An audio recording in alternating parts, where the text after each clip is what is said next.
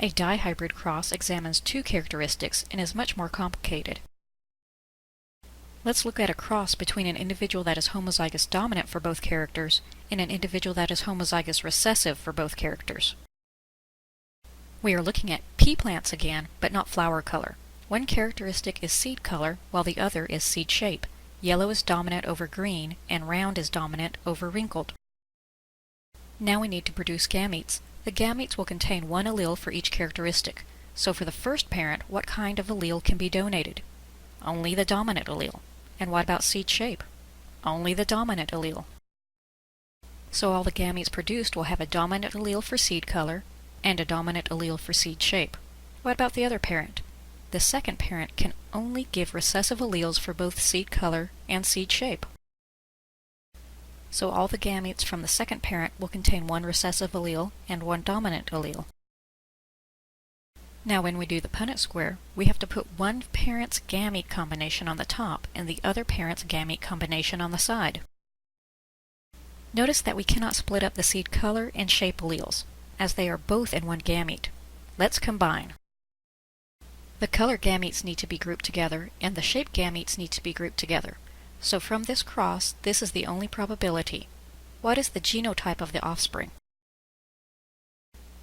Yes, the offspring are heterozygous for seed color and seed shape. What about their phenotype? Yes, the offspring have yellow and round seeds. What happens if we cross our F1 generation in this dihybrid cross? This is a bit more complicated. The parents are heterozygous for both characteristics, so there will be more gamete combinations. To figure out the combinations, we combine the first allele for color and the first allele for shape. Then the first allele for color and the second allele for shape. The second allele for color and the first allele for shape. And the second allele for color and the second allele for shape. That's 4 different gamete combinations. And the other parent has the same combinations. Now we have to put those gametes in our Punnett square. How many squares do you think we will need? To determine this, you need to multiply the different number of gametes each parent can produce. 4 times 4 is 16. Let's put those gametes where they belong. Now, try to fill in the squares before I do.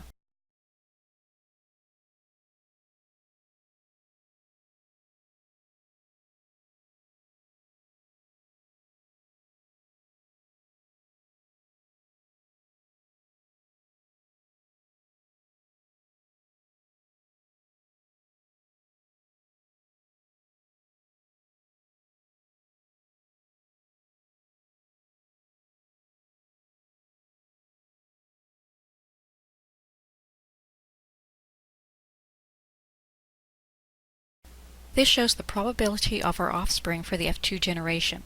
Let's determine the phenotypes. How many do we have that would display the dominant trait for both seed color and shape? 9 would have yellow round seeds. And how many would display the dominant trait for color and the recessive trait for shape? 3 would have yellow wrinkled seeds. How many would display the recessive trait for seed color and the dominant trait for shape? 3 would have green round seeds. And how many would display the recessive trait for both seed color and shape? 1 would have green wrinkled seeds. And what would the phenotypic ratio of this F2 generation be? 9 to 3 to 3 to 1.